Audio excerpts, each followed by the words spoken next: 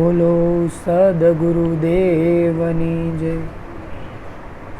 કે ભગવા રંગ હિન્દુ પહેરે હરા રંગ મુસલमान, કે ભગવા રંગ हिंदू पहरे हरा रंग मुसलमान, कौन सा रंग मैं पहनूं કે मैं बन जाऊं इंसान। તમે કોઈ પણ ધર્મ જુઓ, સંપ્રદાય જુઓ, તેમાં બધા એને ઓલા નો કે એક પ્રકારનું સ્કૂલ ડ્રેસનું એ રીતનું નક્કી કરેલું છે કે કોઈ પણ હિન્દુ ધર્મમાં હોય તો ભગવા કલર પહેરેલા હોય, કે કોઈ ફકીર હોય તો મુસલમાનમાં એમાં કંઈ હોય તો એ લોકો લીલો કલર પહેરેલા હોય, કે તો એ કોઈ ક્રિશ્ચિયન કે એવા કોઈ હોય ચર્ચમાં એમાં જતા હોય તો એમાંથી વ્હાઇટ કલરના બ્લેક કલરના કોટ જેવું એ રીતનું એ લોકો પહેરેલું, જેને ફાધરને એમ એવું કહેતા હોય। એવા અલગ અલગ ધર્મની અંદર બધાને પોતપોતાના એવા પહેરવેશ છે કે જેમ કે કોઈ વકીલ હોય તો એનો કાળો કોટ હોય, કોઈ પોલીસ હોય તો એને ખાખી વર્દી હોય, કોઈ ડૉક્ટર હોય તો એનો વ્હાઇટ કલરનો કોટ હોય, કે એનાથી તમને વ્યક્તિ જો તમને એની ઓળખ આવે ને। એટલે જ આપણામાં વાતે વાતે એમ કહેવામાં આવે છે કે પ્રગટ પુરુષોને ઓળખવા એ કઠણ છે, એ અશક્ય છે। તો એ બાબતે આપણે વાત કરતા હોય તેમાં એક વખત એવું થયું હતું, એક પ્રકારની એક ઇંગ્લિશ ટીવી સિરીઝ છે, એ કાલ્પનિક ટીવી સિરીઝ છે, એક લિટલ શેલ્ડરની ટાઈપનું એનું નામ છે, પણ એની અંદર એક નાની એમથી ક્લિપ આવે, એ બહુ સારી અને વ્યવસ્થિત ક્લિપ આવે। એ ક્લિપમાં એ રીતનું બતાવે કે એમાં કેવું હોય, એક લેડીઝ હોય, જે લેડીઝ હોય ને એ ક્રિશ્ચિયન ધર્મમાં નાનેથી એનો જન્મ થયો ને ત્યારથી માતા પિતા માનતા, એટલે જેમ જેમ મોટી થાય ને એ તો ક્રિશ્ચિયન ધર્મમાં બહુ વ્યવસ્થિત રીતે માનતી હોય, જેમ મોટી થઈ એ રીતે ભાઈ ભગવાન છે એ જ બધું આપણું કરે। અને એને 2 છોકરા ને 1 છોકરી, એ રીતના 3 બાળક હોય।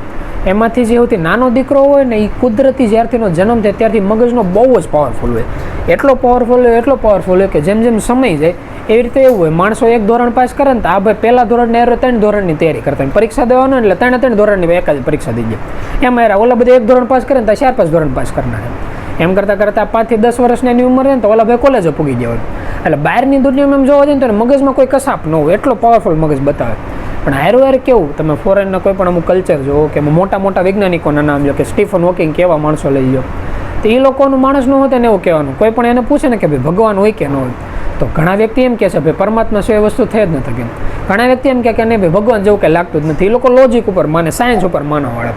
એટલે એવી રીતે હજી બાળક હોય ને એની ઉંમર ટોટલ 10 કે 12 વર્ષની જ હોય, અને એને હોતે ને એવું હોય, એણે બધું ચોપડાને એમાં ગણેલું હોય, અહીંથી વિદ્યુત નીકળે ને આ રીતે લાઇટ થાય, એટલે વૈજ્ઞાનિક રીતે જ હાલવાળો હોય, એના જિંદગીમાં ક્યારેય એ માન્યું જ ન હોય કે ભાઈ પરમાત્મા જેવી કોઈ પણ પ્રકારની કંઈ વસ્તુ છે।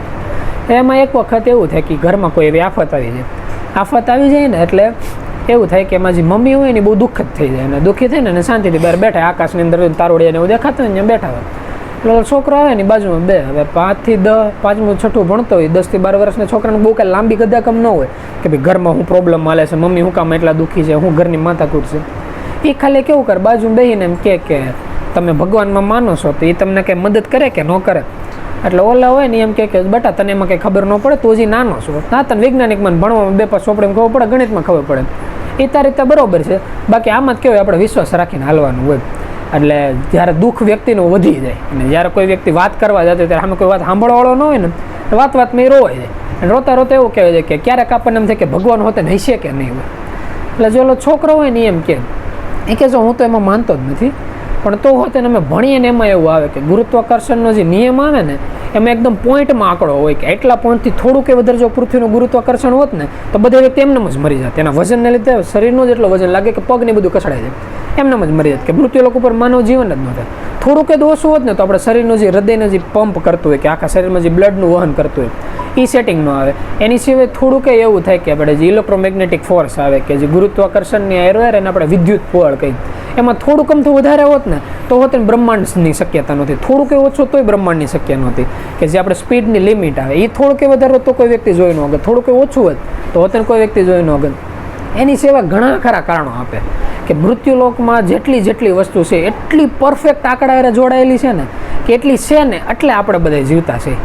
એટલે તો ઓલા જે મમ્મી હોય ને એને સવાલ પૂછે કે ભાઈ તું તો ભગવાનને માનતો નથી તો એટલા બધા કારણો દઈને મને કહેશો શું કામ, એ કે હું એટલા બધા કારણો દઈને એટલે કહું છું કે આખી દુનિયામાં એટલા બધા માણસો છે તો હોતે મને વિશ્વમાં હોતે હારામાં હારે મમ્મી મેળા છે, તો એને હોતે ને આપણે એમ તો ન કહીએ કે તુક્કો લાગી ગયો, એટલે એવું કહીએ કે જો થોડા ઘણા ચાન્સ હોય ને તો હું હોતે ને કોક દે તેમ કહું કે પરમાત્મા જેવી કોઈ વસ્તુ છે। એટલે આવી એક પ્રકારની ક્લિપ આવી હતી કે ભાઈ એક છોકરો હોય એ હોતે ને એને મમ્મીને સમજાવતો હોય કે ભાઈ ભગવાન ઉપર જો આપણે વિશ્વાસ મૂક્યો તો પછી મૂક્યો છેલ્લા શ્વાસ સુધી ગમે એટલો પ્રોબ્લેમ આવે તો તેને પછી એમાંથી જાતું નહીં કરવાનું, એમ કહેતો હોય કે હું વિજ્ઞાનમાં વિશ્વાસ મૂકું છું છેલ્લે સુધી મૂકી દઉં, એટલે એ રીતની વાત કરતા એટલે આ ક્લિપ આપણા હાથમાં ને તમે મારી રીતે હજી કે દોસ્ત મોકલી હતી કે જામ આવું છે। તેમાંથી એક વ્યક્તિએ સવાલ પૂછ્યો એણે એવા સવાલ પૂછ્યો કે મોટા ભાગના કેટલા એવા વૈજ્ઞાનિકો છે અને એવું નહીં કેટલા વૈજ્ઞાનિકો, ઘણા એવા બિઝનેસમેનો હોતે છે કે આપણે ઇન્ડિયામાં જો કે એવું બહુ ઓછું જોવા મળે, પણ ફોરેનના એમાં વ્યક્તિ કે પરમાત્માને કંઈ માનતા જ નથી. તો એવું શું કામ એ લોકો પરમાત્માને માનતા જ નથી, ભગવાન જેવું કહે છે એમાં વિશ્વાસ જ નથી કરતા? તો એ વાત તો બહુ દૂરની રહી ગઈ કે આપણે ઘડીક પહેલાં ઘણા મામા વાત નહોતા કરતા કે ભગવાન આપણે સામે આવીને ભરી જાય કે આપણે બાજુમાં બેઠા તો તેને આપણે ઓળખી શકવાના નથી, કારણ કે માનતા જ નથી, તેમ જ કઈ રીતે ઓળખી શકવાના? તો એવું શું કામ, એવું શું કરે તો જેનાથી પરમાત્માને ઓળખી શકે? એટલે એનો જવાબ એ રીતનો હતો કે કોઈ ગરીબ વ્યક્તિ હોય, ગરીબ તો દૂરની વાત, કોઈ નોર્મલ વ્યક્તિ હોય, કોઈ આર્થિક દ્રષ્ટિએ મધ્યમ વર્ગના વ્યક્તિ હતા કે આપણી જવા, આપણે બધા આર્થિક દ્રષ્ટિએ મીડિયમ વર્ગના વ્યક્તિ કહે, આપણે એમ કહીએ કે ભાઈ કિંમતીમાં કિંમતી કોઈ વસ્તુ ખરીદવી છે, તો ખરીદવાની વાતો દૂરની રહી ગઈ, ભગવાનને મેળવવાનું ઓળખવાની વાતો દૂરની રહી ગઈ, ભગવાનની ખાલી નામ સાંભળવું, એનું ભજન કરવું, એના વાક્ય શબ્દ સાંભળો, ભાઈ પરમાત્મા જેવી કોઈ વસ્તુ છે કે કિંમતીમાં કિંમતી વસ્તુ ખાલી જોવી. કે ઉદાહરણ લઈએ તો આપણે કોહિનૂરનો હીરો હોય, આપણે ધારો કે નક્કી કરો કોહિનૂરનો હીરો જોવો છે, તો તમે નેટમાં મોબાઈલમાં જોગો, બાકી ગૂગલમાં સર્ચ કરો કે એકાદા દેશમાં એકાદા મ્યુઝિયમમાં પડ્યો હોય છે તો ત્યાં જઈને અહીંથી પ્લેનની ટિકિટ બુક કરાવીને તમારે જોવું પડે. આર્થિક દ્રષ્ટિએ તમારી પાસે એટલું ધનબળ હોવું જોઈએ કે જેનાથી તમે હીરો જોઈ શકો. હીરો ખરીદવાની વાતો દૂરની દૂર રહી ગઈ, કારણ કે ઓલા ન કે એની માટે પ્રોપર્ટીને આખા સિટીને આખા ગામડાને રાજ્ય વેચાઈ રાખવા પડે, ત્યાંથી આપણે કોહિનૂર જેવી કિંમતી વસ્તુ હીરો ખરીદી શકીએ. હવે આ એક નહીનામાના પથ્થરની કિંમત છે કે ખાલી ફરક એટલો છે કે મૃત્યુ લોકો ઉપર એટલી સાઈઝનો કોઈ હરખો કપાયેલો કોઈ હીરો નથી એટલે એની કિંમત એટલી વધારે છે. બાકી જીવનમાં કોઈ કામમાં લાગે વસ્તુ એની એવી નથી, ખાલી એક દેખાવની વસ્તુ, તો એની એટલી કિંમત. તો બીજો સવાલ આવીને ના ઊભો રહીએ. ધારો કે કોઈ વ્યક્તિ એવું નક્કી કરે કે આપણે જે હીરો છે એને ખરીદવો છે, તો ખરીદવા માટે એને શું કરવું પડે? તો એનો જવાબ એ આવે કે સૌથી પહેલાં તો એનો જે મંથલી જે આવક હોય, દર મહિનાનો જે પગાર હોય એમાંથી ગણતરી કરવાની, આપણે આટલો ઘર ખર્ચામાં કાઢશું, આટલો પગાર બચાવશું. પછી જેમ જેમ સમય જેમ જે બચત હોય ને બચતને પોતાની રીતે કાં ધંધામાં કાં કોઈ પણ જગ્યાએ એવું હોય કે આપણે બેંકમાં થતું એવી રીતે કોઈ પણ રોકાણ કરીને એની આવક એમાં નાખવી પડે. એમ કરતાં કરતાં ઓલા ન કે અમુક વર્ષોને અમુક પેઢીઓ હોય જાય ને ત્યારે એવું થઈ ગયા કે હીરાને જોવાના પૈસા ભેગા કરીએ કે ખરીદવાની વાત તો દૂર રહી ગઈ. એમાં કદાચ એવું થાય કે લાંબી પેઢી વહી જાય, પછી એવું થાય કે એને પેલું ધનબળ આવી જાય કે ન કરે ના નહીં કદાચ એ હીરો ખરીદીએ ગયા. હવે જે વસ્તુ ઓલા વ્યક્તિની છે ને આ જ પરમાત્મામાં આપણી છે કે કોઈ પણ વ્યક્તિ એમ નક્કી કરે કે પહેલાં તો આપણે પરમાત્મા જે વસ્તુ છે આ સ્વીકાર કરવી છે. તો સ્વીકાર કરવા માટે સૌથી પહેલાં તો તમારી પાસે એટલું બેલેન્સ હોવું જોઈએ. તો બેલેન્સ કઈ રીતે બને? બહારમાં તો આપણને સમજ આવે ભાઈ ધનબળ કઈ રીતે બને ખબર પડે, ધંધામાં બહાર જાય એટલે ઓલા આપણને રોજનો વકરો આપે કે ભાઈ એટલા તમારા, એ રીતે મળે. પણ પરમાત્માને મેળવવાનું બેલેન્સ કયું? પરમાત્માને મેળવવાનું બેલેન્સ એને કહેવાય કે તમારા દ્વારા થયેલા સારા કર્મો, સારા કોઈ પણ કર્મ હોય ને પછી તનથી હોય, મનથી હોય કે ધનથી હોય, જેટલા તમે સારા કર્મ કરો ને એટલે એ તમારા ખાતામાં એક પ્રકારનું સામથર્યના સ્વરૂપમાં જમા પડે. પછી સામથર્યમાં એવું ન હોય કે કોઈ પણ વ્યક્તિ પાસે સામથર્ય એટલે પરમાત્મા મળે છે. સામથર્ય એક એવું બેલેન્સ છે કે એનાથી વ્યક્તિ ધારે કરીએ કે ધારે, એનો મતલબ એમ થાય કે ધારો કે કોઈ વ્યક્તિ પાસે સામથર્ય આવ્યું, એમ અઢળક એને મહેનત કરીને ઘણું બધું સામથર્ય એકત્રિત કર્યું, પછી એણે નક્કી કર્યું કે ભાઈ આપણે તો બહુ સારી બુદ્ધિ જોતી છે.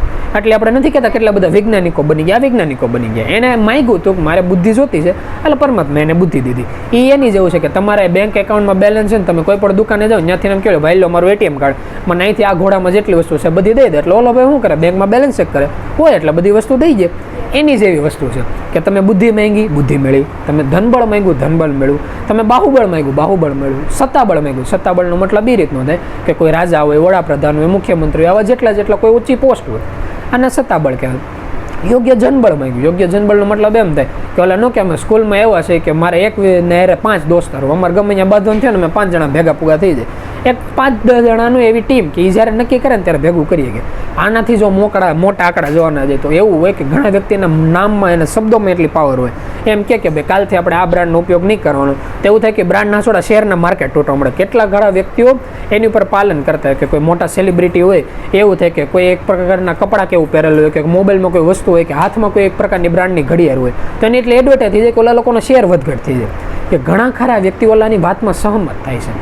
આને યોગ્ય જનબળ કહેવાય. પછી એ રીતનું થાય કે આમાંથી કોઈ પણ એક બળ માંગ્યું પરમાત્મા તો એને આપી દીધું. પછી બીજી વસ્તુ એ થાય હવે એ બળનો એનો ઉપયોગ કર્યો, તો બળના ઉપયોગથી બીજો સ્ટેપ ચાલુ થાય. એ કેવું છે કે ધારો કે આપણે મહિનાનો પગાર આવ્યો, મહિનાનો પગાર આપણે હાથમાં આવ્યો, ત્યાંથી નક્કી થાય તમે એની રૂપિયા જે છે એ ધંધામાં કંઈ નાખો છો કે બેંકમાં કંઈમાં કંઈ સેવિંગ કરો છો કે તમે કંઈક ફરવામાં ઉડાડી નાખો છો. એવી રીતે બુદ્ધિબળ એવું, તો બુદ્ધિબળમાંથી ઘણું ખરું થઈ શકે. જેમ કે વકીલ બન્યો તો વકીલથી હકીકત વ્યક્તિનું ભલાઈ કરે છે, કેવું કરે છે કે કોઈ આપણે એમાંથી ધનબળ પ્રાગટ્ય કરવાનું ટ્રાય કરે છે. પછી અડધી ખોટી રીતે થયેલું જે ધનબળ છે એ હોતે ને એવું થાય કોઈ દારૂ કે નોનવેજના રસ્તે ચડી જાય અને છેલ્લે જે હતું નહોતું થઈ જાય, એવા ઊંધા રસ્તે ન જાય. એટલે એની માટે વ્યક્તિને શું કરવું પડે? સમજણ ભેગી કરવી પડે. સમજણ કઈ રીતે ભેગી થાય? ત્યાં સવાલ આવે તો સમજણ ત્યાંથી ભેગી થાય કે સવાલ શરૂઆત તો ત્યાંથી થાય કે જેન પાસે નામ કે ગુરુ તો છે જ નહીં, એટલે એને પહેલું પગથિયું ત્યાંથી લેવું પડે કે જે કોઈ ધર્મની અંદર માનતો હોય, પછી સ્વામિનારાયણ હોય, વૈષ્ણવ હોય, ક્રિશ્ચિયન ધર્મ હોય, ઈસાઈ હોય કે કોઈ પણ જગ્યાએ માનતો હોય, એ ધર્મના કોઈ પણ જે શાસ્ત્ર પુરાણો ચોપડા હોય ને એનું એને અધ્યયન કરવાનું રહે. અધ્યયન કરવામાં ખાલી એને એટલી ખબર પડી જાય ને કે થાય તો કોઈનું સારું કરે, ન થાય તો કંઈ નહીં, બાકી કોઈનું ખોટું ન કરે, એટલે વ્યક્તિ એક સ્ટેપ આગળ નીકળવા મળે. એમ કરતાં કરતાં એનું જે બેલેન્સ હોય એકત્રિત થતું જાય. બેલેન્સ એકત્રિત થતાં થતાં એવો સમય આવે કે એની પાસે એટલું બેલેન્સ થાય કે શરીર ફેરવે ને ત્યારે એવું નક્કી કરે આપણે પરમાત્મા જોતા છે, આપણે મૃત્યુલોકમાં એક કઈ વસ્તુ નથી જોતી. પછી જ્યારે મનુષ્યનું શરીર લે ને એટલે નાનપણથી જેમ જેમ એ મોટો થાય ને જ્યારે એનું સમય પાકે ત્યારે કોઈ ને કોઈ વ્યક્તિ એને એવો મળે એને કહે કે જો આની પાસે નામ છે, નામ લેવાય, મંત્ર લેવાય, એનાથી ધ્યાનમાં બે, એનાથી આપણે જીવનમાં સુખ સુવિધા પાલન થાય. ત્યાંથી વ્યક્તિના જીવનમાં એ વસ્તુ ક્યાં આવે, એમાં પાછું મહેનત કરવાનું. મહેનત કરતાં કરતાં આગળ નીકળતા પાછા શરીર ફરે, પાછું આગળ નીકળે, પાછા શરીર ફરે. એમ કરતાં કરતાં એક સમય આખો એવો આવી જાય કે જે ઘણામાં ઘડી પહેલાં વાત નહોતા કરતા કે યુગોના યુગો વયા જાય ને ત્યારે ક્યારેક એવો સમય આવે કે મૃત્યુલોક ઉપર રામ આવ્યા હોય, કે એવું થાય કે મૃત્યુલોક ઉપર કૃષ્ણ આવ્યા હોય, રામદેવ પીર આવ્યા હોય, ભગવાન બુદ્ધ આવ્યા હોય. એ વ્યક્તિ જ્યારે મૃત્યુલોક ઉપર આવે ને ત્યારે આપણો જન્મ થાય અને ત્યારે હગા સંબંધીમાં કોઈ પણ રૂપમાં આપણે એની આજુબાજુમાં આવીએ. અને જો પરમાત્માની હકીકત એવી દયા હોય ને હારવાર આગળના કોઈ અણધારે એવા સારા કર્મો થઈ ગયા હોય અને બેલેન્સ એટલું વધી ગયું તો આપણને ખ્યાલ આવે કે સામે જે વ્યક્તિ છે ને આ પરમાત્મા પરબ્રહ્મ છે. ત્યાં સુધી તો હોતે ઘણા ખરા વ્યક્તિને આપણે પૂગતા જોયા છે. જેવી રીતે રાવણ હોય તેને હોતે હું એ ખબર નહોતી કે રામ બ્રહ્મ હતા, એની વસ્તુની ખબર જ હતી કે એને કેટલી વખત નારદ મુનિ સિંહ કેટલાય કહી દીધું હતું કે સામે જે આવે છે એની બ્રહ્મના જ અવતાર છે.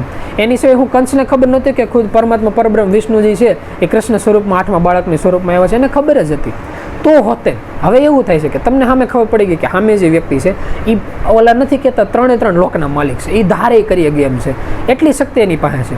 તો પછી આપણે શું કરવું કે ત્યાં પહેલો સવાલ આવીને ઊભો રહીએ કે તમે પરમાત્માને ગોતવા જ હું કામ ગયા હતા? એ પહેલાં તમને ખબર હોવી જોઈએ. એ ઓલા જેવું છે કે તમારા પાસે ધારો કે ખિસ્સાની અંદર ક્રેડિટ કાર્ડ છે, ખિસ્સાની અંદર રૂપિયા ભરેલા છે, તમે નક્કી કરો કે ભાઈ આપણે સારા કપડાં છે, સારા ઘરેણા છે, સારો કે ગેમ છે, ગાડી છે, કોઈ પણ વસ્તુ લેવા જ આવી છે, તમે ત્યાં જાઓ છો તો ત્યાં જઈને તમારે આમ વસ્તુ મૂકવાના તમે એ જ ભૂલી જાઓ કે આપણે શું લેવા આવ્યા હતા, આપણે શું કામ જોતું છે. કે કોઈ પણ કિંમતી વસ્તુ છે, જેમ કે આપણે ઘડીક પહેલાં વાત કરતા કોહીનો હીરો, ધારો કે એવું થઈ ગયું કે તમારા પાસે કેટલા બધા ધનબળ છે ને તમે કોહીનો હીરો ખરીદી લીધો, પછી તમને ખબર પડે હવે આનું કરવું શું? કારણ કે એક તો જો તિજોરીમાં મૂકે બીજા વ્યક્તિ ચોરી જાય, એની માટે સિક્યુરિટી માટે ખર્ચો એટલો કરવો કે તો હોત ને કોઈ વ્યક્તિ ચોરી ન જાય. એટલે એક તો ધનબળ આવ્યો ને એની માથે વેડાવવું. એટલે આની જેવું ન થાય કે ખુદ પરમાત્મા સામે પાસે આવી ગયા તો એની પાસે કઈ રીતે વર્તવું, એની હારે કઈ રીતનો નિર્ણય લેવો, કઈ રીતનું એને વર્તન હોવું જોઈએ. તો ત્યાં જે સમજણ રીતે એમ કે જો કોઈ વ્યક્તિ ત્યાં સુધી ભૂગ્યો હોય તેના જે વચલા પગથિયા હોય ને એમાં એક મેન પગથિયું એવું આવે છે કે જે એક જીવાત્માના જીવનમાં એવું હોય. એ કયું પગથિયું છે? એ એક એવું પગથિયું છે કે જ્યારે એને એમ થાય ને કે આ બધી દુનિયામાં બહુ થઈ ગયું ત્યારે એને કોઈ ગુરુ સ્વરૂપમાં કોઈ વ્યક્તિ મેળવવું. ઇઝી ગુરુ છે ને એ જોવા જાય ને તો મૃત્યુલોક માટે પરમાત્મા કરતા હોતે ઊંચી પોસ્ટ એ બાબતે કહી ગઈ કે ગમે ત્યારે એવું થઈ ગયા કે આપણે મૃત્યુલોક ઉપર આવીએ ત્યારે પરમાત્મા હોય તો હોય નકર ન હોય. પણ એ વસ્તુ અત્યાર સુધી કોઈ દિવસ નથી થઈ કે જ્યારે કોઈ પણ વ્યક્તિ એવો છે આત્મા કે મૃત્યુલોકમાં આવ્યો ને એના કિસ્મતમાં મંત્ર દીક્ષા લખેલી છે તે પ્રકૃતિના નિયમની અંદર આવી જાય કે મૃત્યુલોકમાં ગુરુમાં જાગ્રત ગુરુ હોય જ અને વ્યક્તિને એનો ભેટો કરાઈ જાય ને એની પાસેથી મંત્ર દીક્ષા લે હોતી. ત્યાં સુધીની જે કુદરત છે ને એ બંધાયેલી છે. એટલે ક્યારેક આપણને એવું થાય કે ભાઈ આપણને નામ લેવાની ઈચ્છા થાય તો સૌથી પહેલો સ્ટેપ શું આવે કે ભાઈ આપણને એમથી આપણે મંત્ર દીક્ષા લેવી છે. એટલે કોઈ પણ આપણે હગા સંબંધી મમ્મી પપ્પા હોય ને એને પૂછે કે મારે નામ લેવું છે, એટલે ઓલા લોકો શું કે ભાઈ તમારે માગવું પડે. આ માગવાનો નિયમ એટલે છે કે એમાંથી એવી સ્વતંત્રતા હોય કે કોઈ પણ વ્યક્તિને માગ્યા વગર કાંઈ ન આપે. એટલે એની જેવું છે. તો માગવામાં કઈ રીતે માગવાનું? એટલે એ તો આપણે નોર્મલ કોઈ પણ વ્યક્તિ જોઈએ એટલે એમ કે ભાઈ અમારે જે મંત્ર દીક્ષા છે એમાં નામ જોતું છે. એટલે ઓલા લોકો પોતાની રીતે એવા શબ્દો વાપરે કે ભાઈ આવનારો સત્સંગ પૂનમ બી જઈ છે કે આ બીજા કોઈને નામ દેતા છું ત્યારે તમને મંત્ર દીક્ષા દઈ. પણ જે હકીકત માંગણી છે ને એ ક્યારે થાય કે જ્યારે હકીકતી વ્યક્તિ નામ લેવા બેસે ત્યારે, જ્યારે ગુરુ અને શિષ્ય સામે આવે ત્યારે એ રીતની આખી માંગણી હોય કે પ્રગટ પુરુષ પરમાત્મા આજથી હું તમને મારું તન મન ધન ત્રણેય વસ્તુ અર્પણ કરું છું, એના બદલામાં તમે અમને જે મંત્ર દીક્ષા છે એ અર્પણ કરો. એટલે એવું થયું એક પ્રકારની ડીલ થઈ કે જેવી રીતે આપણે કેમ દુકાનમાં ત્યાં કોઈ વસ્તુ જઈ જે વસ્તુની લેતી દેતી થાય, પણ સામે એવું થઈ ગયું સામે જે વસ્તુ છે ને એટલી કિંમતી છે, એ એટલી કિંમતી છે કે એવું કહેવાય કે એની માટે ઓલો બોક્સ પેક કરેલું હોય ને એની જે ધૂળ જામેલી હોય ને આ ધૂળની હોતી ને બરાબરી નથી થઈ ગઈ. એટલે મંત્ર દીક્ષા લેતી વખતે એવું થાય તમે તન મન ધન ત્રણ વસ્તુ અર્પણ કરી નાખો ને તો તેને ઓલાની જે કિંમત હોય ને કિંમત નો આકી. એટલે ઓલા લોકો કેવું કરે એવું કે ભાઈ ચિંતા કરો માં એ તમારી જે દેવાની ઈચ્છા હોય ને તમારી રીતે દેજો, બાકી અત્યારે શરીર છે જે મન છે ધનબળ છે તમારી પાસે રાખો. આર્યું મંત્ર તમને બરોબર લાગે એટલું સ્મરણ કરો. પણ એક પ્રકારનો કોન્ટ્રાક્ટ થઈ ગયો. પછીથી કેવું હોય કે જેમ જેમ સમય જાય એવી રીતે હકીકતી વ્યક્તિ તન મન ધન અર્પણ કરે છે કે નહીં એનાથી જે પોતાની વિચાર છે એ એમાં પાલન કરે છે કે નહીં, એટલો નામ એને સપોર્ટ કરે. તો ત્યાં સવાલ એમાં કે ભાઈ તન મન ધન અર્પણ કરવા એટલે આપણે શુદ્ધ ગુજરાતીમાં કોઈ વ્યક્તિ સમજાય તો ખ્યાલ આવે. તો એની પહેલી શરૂઆત ત્યાંથી થાય કે જ્યારે મંત્ર દીક્ષા લીધી હોય ને ત્યારે એવું કીધું હોય જ્યારે તમે ફ્રી હો ત્યારે નામનું સ્મરણ કરવાનું. જેવી રીતે અત્યારે કેમ ફ્રી છો તો અત્યારે મંત્રનું સ્મરણ કરવાનું, એટલે તન મન ધન અર્પણ થઈ ગયેલા કહેવાય. જેટલો સમય તમે મંત્રનું સ્મરણ કરો ને એટલો સમય પૂરતા હકીકત એવું કહી ગયા કે ભાઈ જે ગુરુ છે ને હકીકત તમારી ઉપર ધ્યાન રાખીને બેઠા છે. તમારા જીવનમાં કોઈ પણ પ્રકારની અડચણ હોય તો ત્યાં ઓલા લોકો એની જે સુરક્ષા કવચ છે રાખીને બેઠા હોય. એટલે એ રીતનો એનો જવાબ થાય કે કોઈ પણ વ્યક્તિને પરમાત્માના સ્વરૂપમાં નક્કી કરવા એ એટલી મોટી વસ્તુ છે કે જો તમને કોઈ પણ રૂપમાં પરમાત્મા સ્વરૂપમાં નક્કી થાય ને તો તમારું બેલેન્સ એવું કહેવું જ કહીએ કે જો તમે આંકડાની આધારે આગળ જોવા જાઓ તો એવું કહેવાય કે કોઈ આંકડાનો માપી શકે ને એટલા બધા આત્મ મૃત્યુ લોકમાં છે. કારણ કે કેટલા પશુ પક્ષી એની સાથે કીટ પતંગના જીવાતમાં કેટલા બેક્ટેરિયા હોય, કેટલાક જીવાણુ હોય, કેટલા માછલી અંદર હોય, કેટલા વૃક્ષો, એક નાના નાના ઘાસ લઈ લો, એટલા આત્માઓ પૃથ્વી ઉપર છે. તો હોત અને એમાંથી જે આપણે ગૂગલ ઉપર સર્ચ કરીએ તો અમુક કરોડોની અંદર કે અમુક અબજની અંદર આંકડા આવે એટલા પાસે મનુષ્યનું શરીર છે. એટલે પહેલાં તો આપણે બધા કરતાં એટલા આગળ નીકળે. પછી બીજો સવાલ આવે કે એટલા મનુષ્યના શરીરમાંથી આપણે એવા વ્યક્તિ છે કે જે હજી એમ માનીએ છીએ કે ભાઈ પરમાત્મા જેવું છે. તમે જોવા જાઓ તો 33% વ્યક્તિ આમાંથી નીકળી જાય છે. અત્યારે તમે ગૂગલ સર્ચ કરો ને તો 33% વ્યક્તિ એવા છે કે જે એવું માને છે કે ભાઈ મૃત્યુલોકમાં ભગવાન જેવું કંઈ છે જ નહીં. કારણ કે એની પાસે કોઈ પ્રોબ્લેમ નથી, એની પાસે ધનબળ છે, બુદ્ધિબળ છે, સત્તાબળ છે. એટલે તમે બધા કરતાં એક સ્ટેપ આગળ જ કહો. પછી એમાંથી આગળ સ્ટેપ હાલો તો ધીમે ધીમે કરતાં જ્યારે તમને એવો ખ્યાલ આવે કે તમે રામ ગણો, કૃષ્ણ ગણો, રામદેવ પીર ગણો કે ભગવાન બુદ્ધ ગણો, એ બધા જ્યારે એને પરમાત્મા તત્વનું પ્રાગટ્ય જ્યારે એની અંદર થયું ત્યારે હોત એની લોકોની અંદર એક વસ્તુ હતી કે કોઈ પણ રૂપમાં ગુરુ પાસે હતા અને ગુરુ પાસેને શરણાગતિ સ્વીકારી હતી. જ્યારે તમને એ ખ્યાલ આવે કે એ લોકોએ જે કર્મ કર્યું હતું ને એ કર્મ તમે કરવા બેઠા. જે ઘડીક પહેલાં જ પ્રભુ વાત કરતા હતા કે ઘણા શિષ્ય કે સાધક આવે એ રીતની વાત કરતા હોય કે બાપા આખું ગામ તો એમ કરે છે તો આપણે કરીએ શું વાંધો, તો પછી જે આખા ગામની હાલત થાય એ આપણી થાય. ઓલા જેવું છે કે ભાઈ બધા એમ કરે છે તો આપણે કરવામાં શું વાંધો, તો જે બધાની હાલત થાય આપણી થાય. એની જેવું છે કે તમે એમ કહો કે ભાઈ અમારા પુરખો છે એ આ રીતના નીતિ નિયમો પાડતા, આ રીતની વિધિ પાડતા, તો એમાં સીધી વસ્તુ છે જેવું એનો અંત આવ્યો ને એવો જ આપણો અંત આવે. અને જો આપણે હકીકતે કોઈ હરખા વ્યક્તિને આપણે રસ્તા ઉપર હાલવું હોય કે જે આપણે નથી કહેતા જેસલ તોરલ છે, રૂપાદે માલદે છે, મીરાબાઈ છે, જે આપણે મેલાવતીની લોકો છે, એની સિવાય કેટલા એવા વ્યક્તિઓ છે, મેનાવતીની લોકો થઈ ગયા, જે રાજા હરિશ્ચંદ્ર થયા, ગોપીચંદ થયા, એની સિવાય જે નવનાથની અંદર થઈ ગયા, એવા કેટલા એવા વ્યક્તિઓ છે કે આટલા બધા જે વ્યક્તિ હતા એનો જે એન્ડનો સમય હતો, એને જે પરમાત્મા તત્વની પ્રાપ્તિ થઈ. જો એ પરમાત્મા તત્વની પ્રાપ્તિ આપણે કરવી હોય ને તો કોઈ પણ રૂપમાં ગુરુની જરૂર પડે. એ એનો મૃત્યુલોકનો નીતિ નિયમ છે કે એની વગર એ વસ્તુ અશક્ય છે. એટલે જો આપણે ત્યાં પૂગી ગયા, આપણે કોઈ પણ રૂપમાં ગુરુ છે તો તમે ઘણા ખરા હદ સુધી એનાથી આગળ વહેલો. પછી ઇઝી એનાથી જે આગળના સ્ટેપ છે એનાથી અઘરા છે કે બહુ જ ઓછા વ્યક્તિ રસ્તા પર હાલી ગયા છે. એના સ્ટેપમાં એ આવે કે સૌથી પહેલાં તો ગુરુનો સપોર્ટ હોય કે ભાઈ થાય ને એટલું મનને નામની સ્મરણની અંદર લગાડજો. નકર આપણી ખુદ પ્રણાલિકામાં કેટલી જગ્યાઓ જોવા મળે છે કે લોકો સ્મરણ ઉપર બ્રેક મારી જાય, પછી ધ્યાન ઉપર બ્રેક મારી જાય. જો એમાં તમને ખ્યાલ આવે કે ધ્યાન અને સ્મરણ ઉપર હોતે ને આ લોકોની છૂટ છે અને ખાલી છૂટ છે ને એની ઉપર એટલું કીધેલું છે કે તમારી રીતે થાય એટલું કરો, ખાલી નીતિ નિયમોનું પાલન કરીને કરજો. એટલે નીતિ નિયમોનું પાલન કરવાનો મતલબ એ રીતનો થાય કે ધારો કે કોઈ વ્યક્તિ જીમમાં જતો હોય તો જીમમાં જતો હોય કે 10 કિલો વજન ઉપાડવો એ રોજ ધીમે ધીમે કરીને ઉપાડી શકે. એવું ન થાય કે ત્યાં જઈને સીધો 100 કિલોનો વજન ઉપાડો, નકર હાથ પગમાં રક્તક થઈ જાય. એવી રીતે જે ધ્યાનમાં બેહવાના નીતિ નિયમો છે, ધ્યાનમાં બેહવામાં કોઈ મનાઈ નથી, પણ એના નિયમો એ રીતના લાગુ પડે. લીગલી તો એ રીતના હોય કે કોઈ પણ વ્યક્તિને આજથી જ્યારે ધારો કે મંત્ર દીક્ષા લીધી હોય તો મંત્ર દીક્ષા લીધા પછી બીજા દિવસથી એને ધ્યાનમાં બેહવાની ચાલુ કરવાનું હોય. તો એ રીતનું એ વ્યક્તિ ચાલુ કરી શકે કે બીજા દિવસે એને ટાઈમર મૂકવાનું મોબાઈલમાં, 1 મિનિટ ધ્યાનમાં બેહવાનું. 1 મિનિટ ધ્યાનમાં બેસે ને એટલે એનો દિવસ પૂરો કહેવાય. પછી એની પછીના દિવસે પાછો 1 મિનિટ બેહવાનું, એના પછીના દિવસે પાછો 1 મિનિટ બેહવાનું, એટલે 3 દિવસ સુધી સતત 1 મિનિટ બેહે. પછી ચોથા દિવસથી પાછો 2 મિનિટ બેસી શકે, 5મા દિવસે 2 મિનિટ, 6ઠા દિવસે 2 મિનિટ, 7મા દિવસથી 3 મિનિટ કરી શકે. એમ કરતાં વ્યક્તિ જ્યારે મહિનો પૂરો કરે, 6 મહિના પૂરા કરે ને ત્યારે વ્યક્તિ કલાકે પૂગે, 1.5 વર્ષ પૂરું કરે એવી રીતે એ 3 કલાકે પૂગે.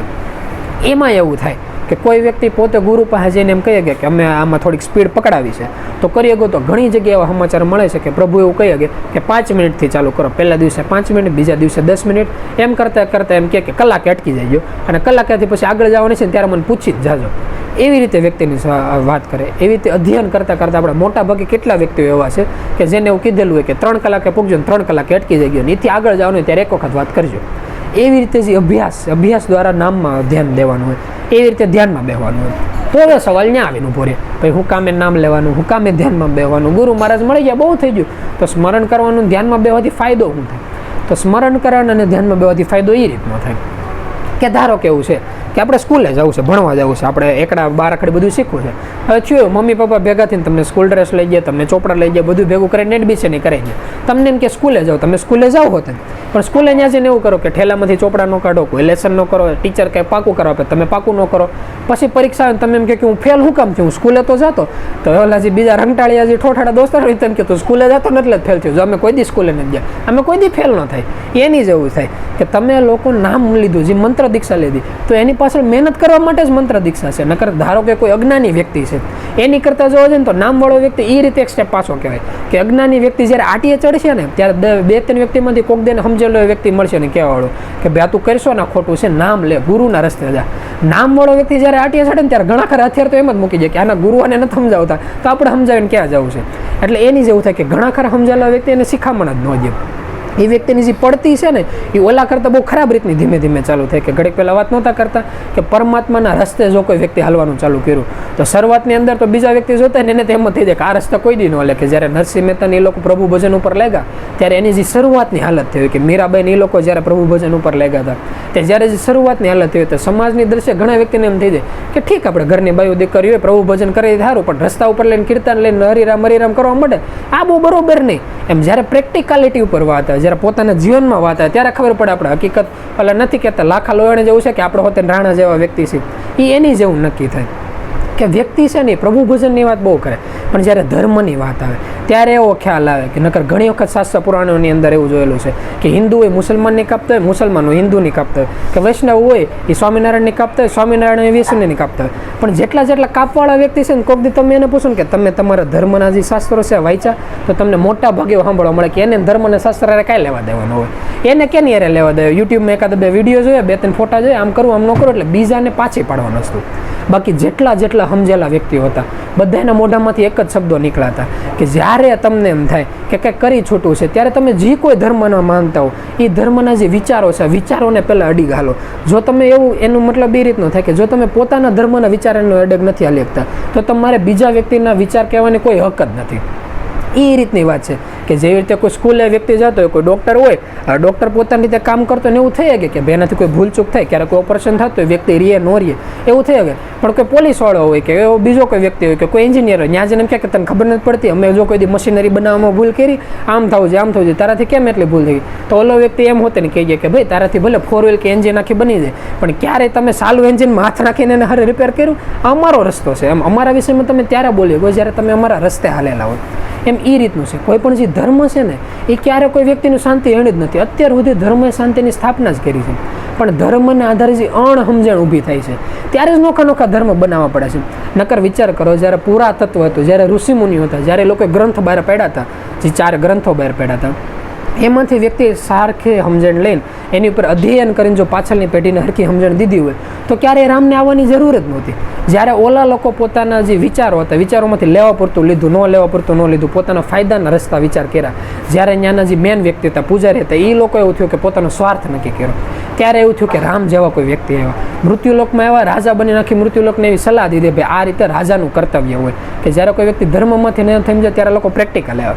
જ્યારે એવું થયું કે ભાઈ આ લોકો સમજાવીને વહી ગયા, આ લોકો શીખાવો તે 2-3 પેઢી 5-6 પેઢી એલું પાછા રાજાઓ પોતાની રીતે રસ્તે હાલવા માંડ્યા, પાછા ઋષિમુનિઓ એની રીતે અમુક રસ્તા હેલા, ક્યારે કોઈ બ્રાહ્મણ હોય એની રસ્તા હેલા, ત્યારે પાછા કૃષ્ણ થઈને આવ્યા. ત્યારે એ લોકોએ શીખવાડ કર્યું કે ભાઈ આ રીતે જિંદગી જીવે, આ રીતે જિંદગી જીવે. પાછા લોકો રામદેવ પીર થઈને આવ્યા, પાછા ભગવાન બુદ્ધ થઈને આવ્યા, ક્યાંક કોઈક મુસલમાન મોહમ્મદ થઈને હોતે ને આવ્યા, ક્યારેક કોઈક જીસસ ક્રાઇસ્ટ થઈને હોતે ને આવ્યા. આ નોખા ધર્મ ક્યારેક આપણે નથી કહેતા કે શીખ સંપ્રદાયની સ્થાપના થઈ, ક્યારેક ગુરુ નાનક થઈને હોતે ને એવા. તો એટલી નોખી જગ્યાએ ધર્મની સ્થાપના હું કામ કરવી પડે છે? આ ધર્મની સ્થાપના ખાલી એટલે જ કરવી પડે છે કે જે નવી પેઢી છે ને એ જૂની પેઢીને એ રીતે સમજી બે છે કે તમે આ રીતે જિંદગી એનાથી તમે શું મેળવું. એને એ ખ્યાલ નથી આવતો કે જે ક્યારેક અમે દોસ્તારો અમુક વાત કરતા હોય ત્યારે લોકો ઘણી વખત કહે કે અમારા પપ્પાજી છે ને અમારી વાતમાં ધ્યાન જ નથી દેતા. તેને હું ઘણી વખત કહું કે પહેલાં તો તમે ઊંચી કોલેજે છો, તમારા જે વરા પ્રસંગનો જે ખર્ચો છે ને એ લોકો કાઢી નાખ્યો છે, તમારા મકાન રહેવાનો ખર્ચો કાઢી નાખ્યો છે, તમારા પછી 4 વ્હીલ ટૂલ છે ને આનો ખર્ચો કાઢી નાખ્યો છે. એને તો પૂછો એના માતા પિતાને કેટલો સપોર્ટ કર્યો હતો, એની કરતાં તમે ઘણા આગળ છો. વાત આવીને ફરક ન્યાય આવીને ઊભી રહે કે તમે વહેલી પેઢી હાટું કેટલું કરો છો. ત્યાંથી માણસ મપાય. નકર તર્કની વાત તો કઈ રીતની હોય કે એક વખત અમે કોલેજમાં એમને બેઠા હતા એટલે એમાં અમારે ઘણી વખત કેવો ફાઇનાન્શિયલ બાબતનો તર્ક હોય, એટલે એમાં કેવો સ્પેશિયલ ક્લાસમાં એ લોકો બોલાવે છે કે આવો 2 ટીમ બનાવી નાખે ને બધાને પોતપોતાની રીતની તર્કની વાત કરવી.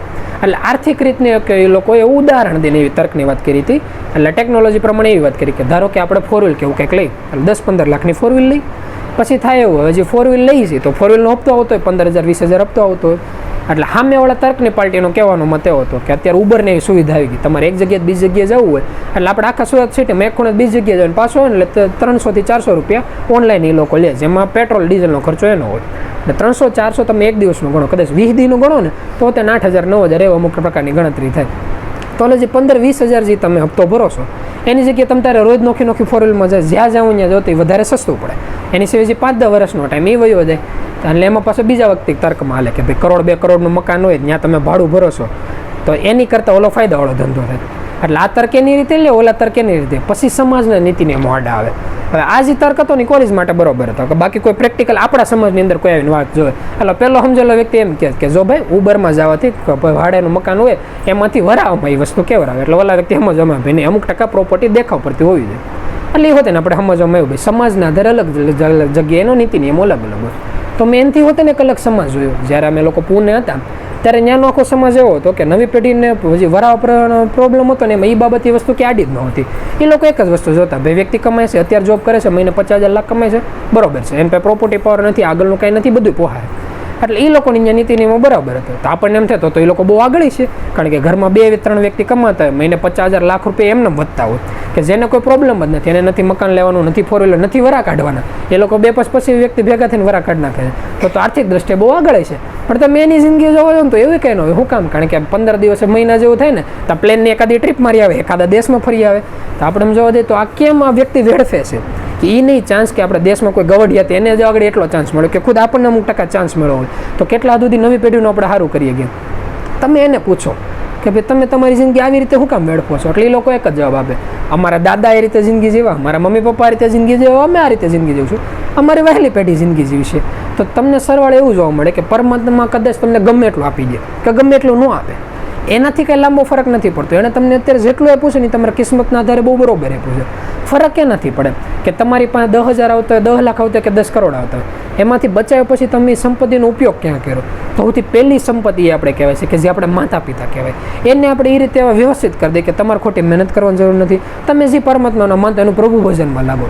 એમાં હોતે સમજેલા વ્યક્તિ જોતો એમ વાત કરે કે ભાઈ માતા પિતા દશરથ જેવો હોય તો આપણે એમ કહીએ કે બાકી ઓલા નથી કે હિરણ્યકશિપુ જેવો હોય તો એમાં હું સલાહ દઈ. એ પોતપોતાના ઘરની ઇન્ડિવિજ્યુઅલ હતા. બીજો જે સ્ટેજ આવે એ હોય કે જે કોઈ ધર્મમાં જ્યાં માનતો હોય ત્યાં સેવા ચાકરી જે થતી હોય એ આવે. ત્રીજી આવે જે નવી પેઢી છે, એ નવી પેઢીને એ રીતની સમજણ દેવાની હોય કે પોતાના ધંધામાંથી થોડોક એવો સમય કાઢી લેવાનો.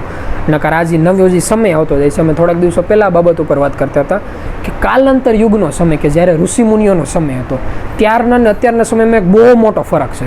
એ બહુ મોટો ફરક એ રીતનો છે કે ધારો કે એક ઉદાહરણ લઈ લે કે ભાઈ રામ રાજ્ય હતું કે જ્યારે વશિષ્ઠ મહારાજનો આશ્રમ હોય, જ્યારે રામને એ લોકો હતા જ્યારે બધા બાળ સ્વરૂપમાં હતા, ત્યારે કેવું હોય આખો જે રાજ્ય હોય કે સિટી કે નગર હોય ને એમાં જેટલા વ્યક્તિના બાળકો જે થાય એ બધા બાળકોને એક જ જગ્યાએ ભણવા જવાનું. જે વશિષ્ઠ મહારાજ ભણાવતા હોય ત્યાં બધાને ભણવા જવાનું. પછી રાજાના છોકરા હોય, રંકનો છોકરો હોય, ગમે એવો ખરાબ માણા હોય, ગમે એટલો સારો માણા હોય, કુંભાર હોય, લોહાર હોય, હોને કોઈ પણ વ્યક્તિ હોય, બધા વ્યક્તિને ત્યાં જ ભણવાનું. એટલે થાતું કેવું, ઓલા તો અમે પ્રગટ પુરુષો હતા, એ નવી પેઢી જેટલી આવે ને બધાને હરખી સમજણ દે, નામની સમજણ દે, વ્યવહારની દે, ધંધાની દે, બધી સમજણ હરખી દે. જ્યારે એ લોકો એમાંથી બહાર નીકળે તો A to Z કમ્પ્લીટ રીતે તૈયાર હોય. હવે એ સમયની હતો ને એ સમય જે વયો ગયો. હવે અત્યારનો જે સમય હોય ને અહીંયા એવો સમય આવી ગયો કે તમે સ્કૂલની અંદર મોકલો. એટલે અમે સ્કૂલમાં જો કે અમારી રીતે ભણ્યા હતા, નવી પેઢીની જે સિસ્ટમ છે એ ભણતર આખું કેવું છે એક પ્રકારનું ગોખણ્યું જ્ઞાન. નો ડાઉટ એ લોકો ટેકનોલોજીમાં આપણી કરતાં ઘણા હરખા આગળ છે, એને બહુ સારું એવું શીખવાડી દે. તમને ઇંગ્લિશ નોખી ભાષા કોઈ દી તમે જોઈને હોય એને સર્ચ કરતાં શીખવાડી દે. પણ જે સમજણનું જે જ્ઞાન હતું, જેમ કે ઓલાની અંદર તમે જોવો ને તો શાસ્ત્ર પુરાણોમાં આવતા, આમાં તો એવું હતું કે અમે સ્કૂલમાં હતા ત્યારે પ્રાર્થના થતી, કોલેજમાં તો પ્રાર્થના ન થતી, કારણ કે પ્રાર્થના કરવા જાય ને તો એમાં ડખા થાય, 2-5 જણા હિન્દુ હોય, 2-5 જણા મુસલમાન હોય, 2-5 જણા ક્રિશ્ચિયન હોય, પ્રાર્થના કરવી તો કોની કરવી? એટલે એની જેવું થવા મળતું કે જે ધર્મ છે ને નીકળી ગયો. તો કોઈ પણ વ્યક્તિ એમ કે ધર્મ નીકળવાથી શું ફરક પડે? તો ધર્મ નીકળવાથી બહુ મોટો ફરક એ પડે કે તમને ભલે ઉપરથી દેખાય કે ન દેખાય, પણ બાળકને અમુક જે નાના રસ્તે અકાવવાના હોય ને ત્યાં તમે એગો કે ભલે તમે એવું કહો કે ભાઈ આવું કરે ને આવું ન કરે, કે વ્યસનને એવી જે નાની મોટી વસ્તુ ખોટું સારું કરવું, એમાં તમે જાઓ કે ન જાઓ એનાથી કોઈ ફરક ન પડે. પણ જ્યારે મોટા પગલાં આવે કે જેમ કે ડ્રગ્સ લેવાની વસ્તુ, તો એટલે નથી કહેતા કે કોકનો રેપ કે બળાત્કાર એવી કોઈ વસ્તુ થઈ ગઈ, કોકનું મર્ડર થઈ ગયું, કોકનો ખૂન ખરાબા થઈ ગયા, આટલા હદ સુધીનો કોઈ વ્યક્તિ અકર્મના રસ્તે વયો જાય છે કે કોઈ નોનવેજ કે દારૂના રસ્તે ચડી ગયો, એમાં એકાદે 2 વખતે પીતે તો હોતે ને એને આપણે મુબારક કહી દઈએ છીએ. પણ જેને થોડો નશો લાગી ગયો, એટલા ઊંધા રસ્તા સુધી કોઈ વ્યક્તિ ત્યારે જ જઈ શકે જ્યારે કોઈ પણ એક જાતના ધર્મ હારે જોડાયેલો ન હોય. નકર થોડું ઘણું આમ તેમ હોય, બહુ બધા વ્યક્તિ આમ તેમ થઈ જ નથી શકતા. એટલે આ ધર્મની જરૂર છે. કદાચ તમને એમ ન થાય ને કે આપણે છોકરા વેરે હું લેવા દેવા, તો એમ નક્કી કરો વહેલા મોડું આપણું બધું એને જ હોપવાનું છે.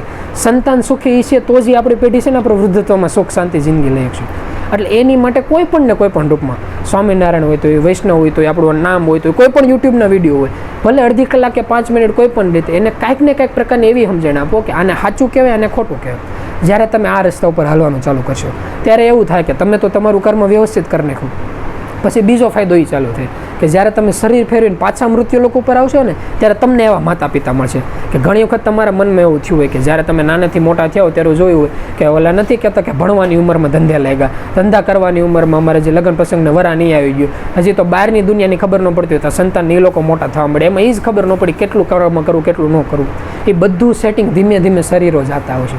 અને જ્યારે આ બધું સરખું થાય ને ત્યારે તમને હકીકત એમ થાય કે પરમાત્માનો બનેલો એટલો વ્યવસ્થિત બગીચો છે કે આમ હકીકત ફરવા આવ્યા જેવું છે. પણ એ રીતે ફરવા એવું જેવું છે કે આપણને ખબર હોવી જોઈએ કે આ બગીચો છે, આ ખાલી ફરવા આવ્યા છે. વહેલા મોડું જે આપણું ઘર છે ને પરલોકનું છે, તો પરલોક હોત ને ક્યાંને ગણો? એ હોત ને બહુ મોટો સવાલ આવે. તો ઘણા વ્યક્તિને તમે પૂછો ને પરલોક કેને કહેવાય, તો એ વ્યક્તિનો જવાબ એવો આવે કે ભાઈ કે બ્રહ્મા હોય, વિષ્ણુ હોય, મહેશ હોય, કે આપણા ગુરુ રહેતા એ જગ્યાએ પરલોક કહેવાય. પણ હકીકત પરલોક જોવા જાવ ને તો વિશ્વના મોટામાં મોટા જે પરમાત્મા છે ને ત્યાં જોઈને એને પરલોક કહેવાય. તો મોટામાં મોટા પરમાત્મા કહેવાય, મોટામાં મોટા પરમાત્મા એને કહેવાય જે અત્યારે તમારી અંદર બેઠા છે, જે આત્મા છે એના મોટામાં મોટા પરમાત્મા છે. જ્યાં તમે છો ત્યાં જ પરલોક છે. તો બીજી વસ્તુ એ આવે કે ધારો કે એવું થાય કે એટીએમ મશીન હોય, એટીએમની અંદર બહુ બધું ધનબળ હોય, પણ ત્યાં જે વોચમેન બેઠો છે એને ખબર છે આની અંદર ધનબળ છે, પણ પોતાને શું કામનું એની જેવું છે. ભાઈ આપણી અંદર ખબર છે અંદર જે પરમાત્મા છે, ભગવાન છે, બહુ આપણને ખબર છે, પરમાત્મા ધારી કરી શકે. પણ અત્યારે આપણે સવારે બ્રશ કરવા જવું હોય તો હોતે એની માટે ઊભું થઈને તો જવું પડે. તો જે આપણે શક્તિ છે એની માટે હું કામ એટલી મહેનત કરવી પડે એમ છે, ધનબળ માટે હું કામ મહેનત કરવી પડે એમ છે. તો અહીંયા બીજો સવાલ આવીને ઉભો રહે, એને હેઠું કાર્ડ જોઈએ, બેલેન્સ જોઈએ, તો એટીએમમાંથી ધનબળ છે એ નીકળે. એની જેવું છે કે જે આપણે ધ્યાનમાં બેહવાનું અને સ્મરણ કરવાનું કીધું ને, આ એની માટે છે. તો કોઈ વ્યક્તિ એમ પૂછે કે ધ્યાનમાં બેહવાથી શું ફાયદો થાય અને સ્મરણ કરવાથી શું ફાયદો થાય, તો એનો એવો જવાબ થાય કે આપણે સ્કૂલે ગયા હોય, પાકું કરતા હોય કે વાંચો, એનાથી શું ફાયદો થાય કે તમે જે કોઈ વસ્તુ કરતા ને તમને યાદ રહે.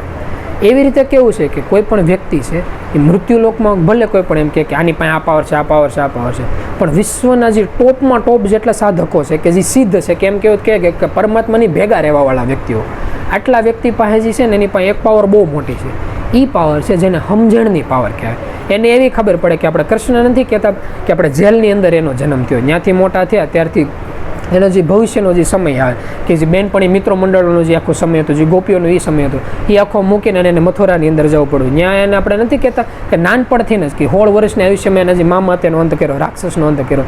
પછી એનાથી આગળનો જે સમય આવ્યો ત્યારે હજી 64 દિવસની અંદર એને જે આખું જ્ઞાન હતું એ જ્ઞાન મળ્યું. પાછું આ બાજુ જરાસંધ પાસેનો યુદ્ધ, ત્યાંથી માંડ ફ્રી થયા, પોતાની દ્વારકા બનાવી, ત્યાંથી પાછા ફ્રી થયા તો કૌરવ અને પાંડવનું એનું યુદ્ધ, એમાંથી નવરા થયા તો પાછા દ્વારકામાં ગયા તો ત્યાં એના જે ઓલા છોકરાઓ હતા જે પાછળની પેઢી એ ઊંધા રસ્તે, છેલ્લે બધી વસ્તુ પતાને એ લોકો એના ધામ વયા ગયા. તો હોતે ને આપણે કૃષ્ણને પરમાત્મા હું કામે માનીએ છીએ?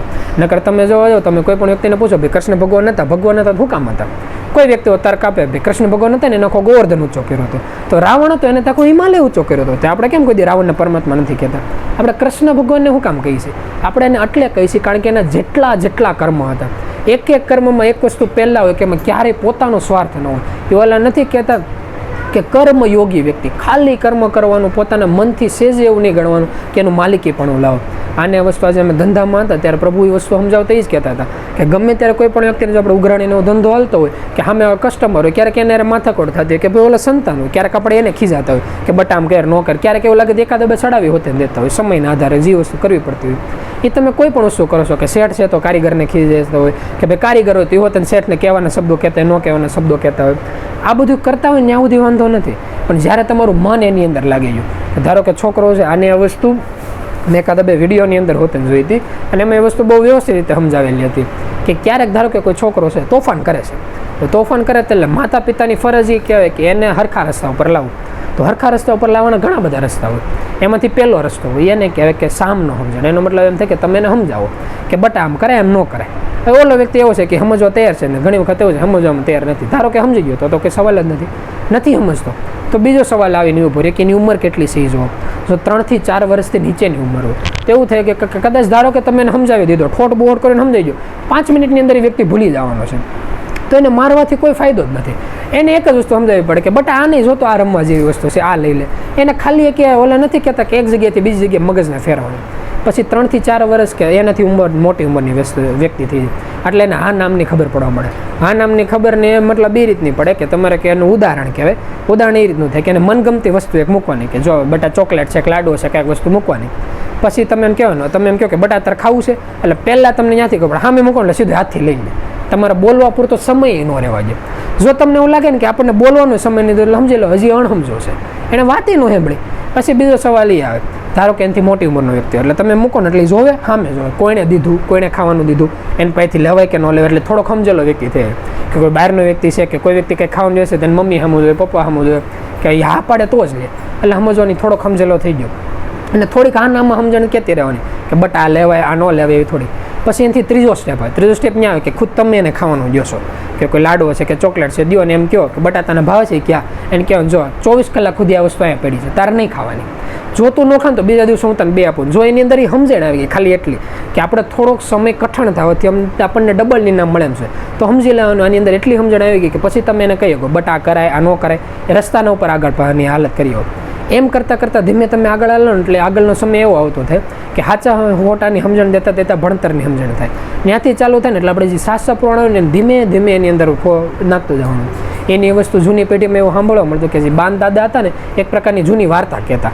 આ નવી પેઢી એક આખી એવી ચાલુ થઈ ગઈ કે એમાં ઓલા નથી કહેતા, ખુદ મારી વાત કરું તો હોતે કે બાળકો એની રીતે હોય જાય, આપણે આપણી રીતે મોબાઈલમાં હોય. ઓલા લોકો 9-10 વાગે હોઈ જાય ને તો 11-12 વાગે સુધી આપણે મોબાઈલમાં કે ઇન્સ્ટા હોય, વોટ્સઅપ હોય, યુટ્યુબ હોય, કાંઈકનું કંઈક હાલતું હોય. એની બદલે થાય ને તો એવી કોશિશ કરો, અડધી કલાક એની પાછળ સમય નાખો, એટલે જે સમય છે ને એ આગળ હાલશે. પછીની જે આપણે વાત કરતા તો એ કઈ રીતનું થાય કે આપણે નહોતા કહેતા કે ભાઈ જે હીરા છે, આ હીરાની કોઈ સમજણની વાત કરે તો હીરામાં એ રીતનું થાય કે ક્યારે કોઈ કિંમતી વસ્તુ આપણી નજર સામે આવી ગઈ, આપણે જોતી હોતે તો હોતે તમે એને ઓળખી ન ગયો તો તમારી નજર સામે થઈ જાય. આની આ વસ્તુ જો ઉદાહરણ દાણા સમજવું હોય તો એક વખત એવું થાય કે એક રાજા હોય. રાજા હોય ને ધર્મના અને શાસ્ત્રના આધારે બહુ સમજેલા રાજા હોય અને દાતાર માણા હોય ને એને કળા અને કારીગરીને બહુ એને પસંદ ગમતી હોય. કે આપણે નથી કહેતા કે અકબર જેવા વ્યક્તિ કે એના રાજસભાની અંદર નવરત્રો રહેલા હોય, કે કોઈ પણ વ્યક્તિ ગીત સંગીતની અંદર સારો હોય, કોઈ પણ વ્યક્તિ નૃત્યમાં સારો હોય, કોઈ અલગ પ્રકારની કળાકૃતિ લઈને આવે એટલે રાજાઓની ખુશ થઈ જાય ને એને માગે મોંઘું ઇનામ દેતા હોય. એટલે આ વાતો ને આજુબાજુના રાજ્યમાં ફેલાઈ ગયેલી હોય કે ગમે ત્યારે કોઈ પણ કારીગર હોય ને કોઈ સારી કળાવાળો એટલે એને આ રાજ્યમાં જવાનું ને એના રાજા પાસે જવાનું અને પોતાની કારીગરી બતાવવાની, એટલે રાજા ખુશ થઈ જાય ને સારું ઇનામ આપે.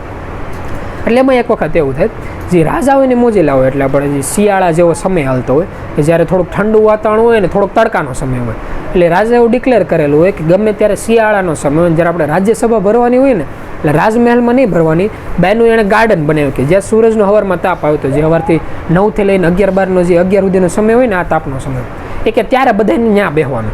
એટલે ગરમીનો સમય હોય, ઠંડકનો સમય હોય, શરીરમાં વિટામિન ડી મળે, શરીર સારું રહે, આવી રીતે બધાને બેસવાનું. એમાં થાય એવું આ રીતે આ લોકો રાજસભા લઈને બેઠા હોય. એમાં એક વ્યક્તિ આવીને એમ કે રાજામાં તમને હીરા માણેકમાં ખબર પડે? રાજા કે ખબર તો પડે ને, મારા તમ તાર ભંડારામાં આવીને જો કેટલા હોના ઘરેણા હીરા માણેક ભરેલા છે. એ કે ખ્યાલ તો આવે ને કે જો હું એક વસ્તુ કાઢું છું એટલે એક બોક્સ લે, બોક્સ કાઢે, બોક્સમાંથી 2 મોટા હીરા કાઢે. એ કે જો આ 2 હીરા દેખાય છે? એટલે રાજા કે એટલા બધા હીરા, એટલા હારા અને કિંમતી હીરા તારી પર એટલી મોટી સાઇઝના એવા ક્યાંથી? કારણ કે જો કે મને બહુ હીરામાં ખબર નથી પડતી, પણ એટલી ખબર પડે કે 2 5 કેરેટના હીરા આવે ને એની જે કિંમત થતી હોય ને એની કરતાં 10 કેરેટનો એક હીરો ને તો એની કિંમત મોટી થાય. જેમ સાઇઝ વધે ને એની કિંમત મોટી થતી જાય. એટલે એ રીતનું એટલે બહુ મોટી સાઇઝનો હીરો હોય ને જે કલર હોય એની જે પેરોટી હોય હોતે ને બહુ સારી હોય, એટલે કિંમતી હીરો હોય. એટલે રાજા કે મેં મારી જિંદગીમાં અત્યાર સુધી કોઈ દેવો હીરો જોયો નથી. એ કે એટલો મોટો હીરો આવ્યો ક્યાંથી? કે આ મારી કમાણીનો સ્ત્રોત છે. બધા કોઈ પણ વ્યક્તિ ધંધો કરતા એટલે કેમ એને જે ઇન્કમ હોય એટલે આવો કોઈ એમાં રોકતા હોય ને ધંધાના રોકાણ. એ કે મારા આખા ધંધાનું આ રોકાણ જ છે. એ કે તો તું કઈ રીતનો ધંધો કરશો? કે હું એક કારીગર છું. એ કે કેવો કારીગર છો? એ કે હું ખોટા હીરા બનાવું. એ કે તો ખોટા હીરા બનાય તો તાર પાસે કેટલા ખોટા હીરા છે? એટલે બાજુમાંથી આખો ઠેલો લઈને આવે, આખો ઠેલો જે હોય ને ખોટા હીરાનો ભરેલો. એ કે આખો ઠેલો છે જે ખોટા હીરાનો છે. એ કે તો તાર પાસે એમાંથી સાચા હીરા છે કે નહીં? એ કે હા મારા પાસે સાચો હીરો છે. એટલે બોક્સમાંથી સાચો હીરો કાઢે. એ કે જો આ સાચો હીરો છે 100%. આપણે એવું કરવાનું છે કે મારી અંદર એક કળા છે, હું ખોટો હીરો બનાવું તો તેની સાચા જેવો જ લાગે, કોઈ પણ વ્યક્તિ એમાં ફેરફાર ન કહી શકે. એટલે કે બરોબર. એ કે હું એટલે અલગ અલગ રાજ્યોમાં જાઉં, કોઈ પણ ઝવેરી હોય ને એની પાસે જાઉં, ત્યાં જઈને એવી શરત મૂકું કે જો આમાં 2-3 વસ્તુ આમ તેમ તો થઈ ગઈ, કે જેવી રીતે આ કાચનું બનેલી વસ્તુ છે, આ સાચો હીરો છે. એટલે કાચના બનેલી વસ્તુને તમે પસાડો ને તો તૂટી જાય. એટલે હું ખોટું દેખાય એવું કરી શકું, એની જેટલું મજબૂત ન બનાવી શકું. એવી રીતે આને તોડવાનો નહીં, તમારે એની ઉપર કોઈ માર નહીં મારવાનું. બીજી વસ્તુ એ છે કે જે સાચો હીરો હોય ને થોડોક વજનમાં ભારે હોય. આ વજનમાં થોડોક હલકો હોય, એક જ હરખી સાઇઝમાં તો તેનો વજનમાં ભારે હોય. એટલે કે એ બાબતે હું કાંઈ ન કરી શકું. એટલે આને માપવાનો નહીં, વજન કાંટા ઉપર નહીં મૂકવાનું. એની સિવાય તમારે કોઈ પણ રીતે ચેક કરવાની છૂટી. હું આ સાચો હીરો છે ને અહીંયા જો પથ્થર ઉપર મૂકું છું, 24 કલાકનો સમય આપું છું. આમાં જે જગ્યાએ કંઈ ટોસો હોય, કંઈ ઝરી હોય, કંઈ કાકરી હોય, તમારે જે જોવો હોય જેટલા વ્યક્તિને મોકલવાને એટલે મોકલવાની છૂટી. આને જોઈ લેવાનું. પછી આની જે કિંમત થતી હોય એની કિંમત નક્કી કરી લેવાની. એટલી કિંમતનો ઢગલો કરી દેવાનો. જેટલા હીરા માણે ઘરેણા જોતા હોય ઢગલો કરી દેવાનો. બીજા દિવસે આવું હું એ હીરો લઈને એક બોક્સની અંદર નાખું. બોક્સની અંદર 3 હીરા હશે. 3 હીરામાંથી હું 3 હીરા ટેબલ ઉપર મૂકું. તમારામાંથી જે કોઈ વ્યક્તિ એમ કહી દે ભાઈ આ હીરો સાચો છે. જો એ હકીકત સાચો હોય ને તો હીરો સાચો લઈ જવાનો. અને જો હીરો ખોટો નીકળે તો જો ઓલા હીરા મળે કોઈને મને લઈ લેવાનો. એક જ ચાન્સ મળશે. તમારે જેટલા એકમત કરો એના કરવાની છૂટી. જો તમને આ શરત મંજૂર હોય તો મારો સાચો હીરો છે ટેબલ ઉપર મૂકી દો. સિક્યોરિટી રાખવાની જવાબદારી તમારી. રાજા ઉપર આપણે એટલો જ વિશ્વાસ છે કે તમે એટલા સૈનિકો રાખી મૂકશો કે કોઈ ચોરી કરીને નહીં જાય. રાજા કે હા તમ તાર અમને અમારા રાજ્ય ઉપર એના જે વેપારીઓ છે એની ઉપર, જે મંત્રીમંડળો છે એની ઉપર પૂરેપૂરો વિશ્વાસ છે કે તારી આ વસ્તુ થઈ જાય. ઓલા કે વાંધો નહીં. એટલે એણે જે સાચો હીરો હોય ને પથ્થર ઉપર મૂકે. 24 કલાકનો સમય આપે કે બધા વ્યક્તિને આવીને એને પરખીને જોવાની છૂટી. પણ કોઈને અડવાનો નહીં, કારણ કે નહીં ઓલા ચોરી કરી જાય તો. એટલે બહારથી બધા જોઈ ગયા ને અલગ અલગ રીતે ચિત્રાંકન કર્યું, ચિત્ર દોરીએ કે ભાઈ આ જગ્યાએ ડાઉ છે, આ વસ્તુ એટલું જ નક્કી કરી લીધું. બીજા દિવસે ઓલો વ્યક્તિ આવે. આવીને ઓલો જે હીરો હોય ને બોક્સની અંદર મૂકે, અંદર હાથ નાખીને 2-3 હીરા ફેરવે અને ટેબલ ઉપર 3 હીરા મૂકે. અને આવીને એમ કહે કે બધા વ્યક્તિ વારાફરતી આવીને જો, જેને કહેવાની ઈચ્છા હોય કયો, પણ યાદ રાખજો એક જ ચાન્સ મળશે. એટલે રાજાએ મંત્રણા કરીને કહેજો કે ભાઈ આવડો હીરો હાસો. એટલે બધા વ્યક્તિ વારે ફરતી આવે. બધાને એવો આત્મવિશ્વાસ છે કે આપણે આ વસ્તુ યાદ રાખી છે, આ વસ્તુ યાદ રાખી. પણ ધીમે ધીમે એવું થાય એની જે ચમક હોય, એની જે લાઇટ હોય, એ બધું એવું એક જ હરખું હોય કે આમાં કંઈ ફરક જ ન પડે એમ હોય. કે એમાં જે લાઇટ હોય, જે અંજવાળ હોય, એમાં કોઈ ફરક જ ન પડે એમ હોય.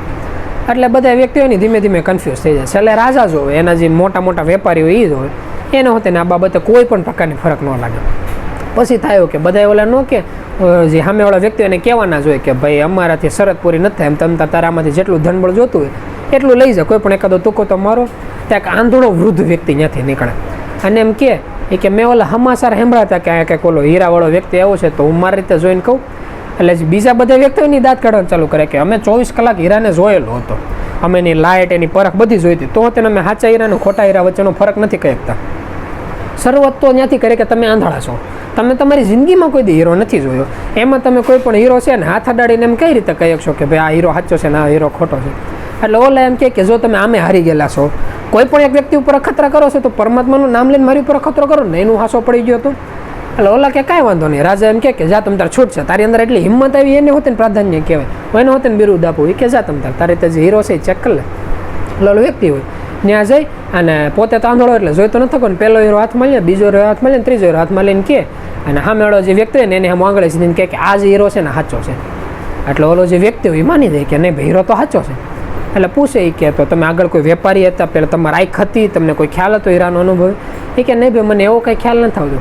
એ કે તો તમને કેમ ખ્યાલ આવ્યો, કે કઈ રીતે ખ્યાલ? એ કે જો મને એટલી ખબર પડે, હું જ્યારે નાનો હતો ને ત્યારે મને આંખે બહુ દેખાતું નહીં. તે મારા જે મમ્મી પપ્પા હતા એ લોકો પ્રગટ પુરુષમાં એક જગ્યાએ માનતા, ત્યાં મને લઈ ગયા હતા. ત્યાં મેં મંત્ર દીક્ષા લીધી હતી ને તે મારા ગુરુએ એવું કીધું હતું કે જ્યારે તને આંખે દેખાતું બંધ થાય ને ત્યારે પરમાત્માને આંખ ઉપર વિશ્વાસ મૂકજે. ના જે નામ છે ને આને આધારે આવેલો છે. એ કે હું ખાલી સ્મરણ કરતો હતો. સ્મરણ કરતાં કરતાં મને એ ખબર નહોતી હું કઈ રીતે ઓળખી. મેં 3 હીરાના હાથ અડાડ્યા ને એમાં મને એવો ખ્યાલ આવ્યો કે 24 કલાકથી હીરોએ પડ્યો છે ને આમાં સવારનો સમય છે, ક્યારનો તડકો છે, એટલે જે મેન હીરો છે ને એટલો ગરમ થઈ ગયો છે. એ કે એનાથી મને ખ્યાલ આવ્યો કે આ જે હીરો છે ને સાચો છે. એટલે આ કે બરોબર છે. એટલે આની જેવું થાય કે જે તમે સાચી જે પરખ હશે એવું થાય કે બહારના બધા વ્યક્તિ અલગ અલગ ગ્રુપમાં જોતા હોય કે ભાઈ આની પાસે કેટલું જનબળ છે, આની પાસે કેટલું સત્તાબળ છે, આ કે એની પાસે કેટલા વ્યક્તિ કામ કરે છે. પણ શાંતિથી વિચાર કરો, જ્યારે રામને એ લોકો આવ્યા હતા ને ત્યારે એની શરૂઆતમાં વાત જે માનવાવાળા હતા એમાં ઓલા નથી કહેતા હનુમાન હતા, સુગ્રીવ હતા, અંગદ હતા, આ લોકો જ હતા. બાકી જે આખું જે રામ રાજ્ય હતું ત્યાં જઈને એને વાત કરવા આવીએ તો બધા વ્યક્તિ એવા હતા, અરે ભગવાન તમારી જો કોઈને રામ રાજ્યમાં જવાની મજા આવે. પણ જ્યારે સેવા કરવાની વાત આવી ત્યારે જે હનુમાન એ લોકો હતા એની સિવાય તો કોઈ સેવા કરી ન હોય. કે જ્યારે કૃષ્ણ ભગવાન આવ્યા ત્યારે એણે ઘણા બધા વ્યક્તિને ધર્મની વાત કરી હતી, પણ સમજવાવાળા બહુ ઓછા વ્યક્તિ હતા. બાકી એવા વ્યક્તિ હતા કે જે વાત સમજી જ નહોતા આવ્યા. એવી રીતે જ્યારે રામદેવ પીર આવ્યા, પરમાગંદ બુદ્ધ આવ્યા, આ બધા વ્યક્તિ એવા છે કે જે મૃત્યુલોકમાં આવે જ રાખે છે, અત્યાર સુધી આવે રાખે છે. પરમાત્માની ઈચ્છા એ લોકોને બરોબર લાગી એ રીતે આવે રાખીને ગયા રાખે. તો આપણે શું કરવું? આપણે એ કરવાનું હોય કે તમને એમ ખબર પડે આ વસ્તુ સાચી છે, એ વસ્તુ પર દિલથી લાગી વળવાનું. એ ઓલા જેવું છે કે પરમાત્માને ખબર છે ને કે તમે દિલથી વસ્તુમાં માંગો છો. સાચા રસ્તા હાલો કે ખોટા રસ્તા હાલો એનાથી ફરક નથી પડતા. તમે સાચા દિલથી હાલો છો, આ પરમાત્માને ગમે છે. એક વખતે રસ્તા ઉપર હાલો, એનાથી સમય જાતે એવું થાય કે કોઈને કોઈ કાં તમને વ્યક્તિ મળશે, કાં સમય ફરતા તમારા માતા પિતા કે આજુબાજુના વાળા વ્યક્તિ મળશે કે તમને સાચા રસ્તા ચાલશે. અને આ બાબત ઉપર મેં શું વિચાર હોતા સાંભળો હતો કે ઘણા વ્યક્તિઓ હિન્દુ મુસ્લિમ કે નોખા નોખા ધર્મ ઉપર વિરોધ ન કરતા હોય, એમ કહેતા હોય કે કેવું સારું કહેવાય કે તમે જે ઘરની અંદર જન્મ એ જ ધર્મ આખી દુનિયામાં સાચો. કારણ કે મુસલમાનની અંદર કોઈ પણ વ્યક્તિ જન્મ હતી તો એમ કે ભાઈ અલ્લાહ જ સાચા છે. હિન્દુ ધર્મની અંદર એમ જ કે ભાઈ હિન્દુજી ભગવાન છે સાચા છે. ખ્રિશ્ચનમાં તો એમ જ કે જીસસ ક્રાઇસ્ટ સાચા છે. તો બધામાં સાચું કયું? બધામાં સાચું હોય કે આમાંથી એક વ્યક્તિ હોતા ને કહેતો કે તમે બ્રાહ્મમાં માનો, લક્ષ્મણમાં વાલા નથી કહેતા કૃષ્ણમાં માનો, બ્રહ્મામાં માનો, શંકરમાં માનો, જીસસ ક્રાઇસ્ટમાં માનો, કે ઓલા નથી કહેતા અલ્લાહમાં માનો, કે ઓલા એમ હોતા ને કે સ્પાઈડરમેનમાં માનો કે બેટમેનમાં માનો. એનાથી કાંઈ ફરક ન પડે. ફરક એનાથી પડે કે તમે જેને માનો છો એને કીધું એમ કરો છો કે નહીં. એની જેવું જીવન છે.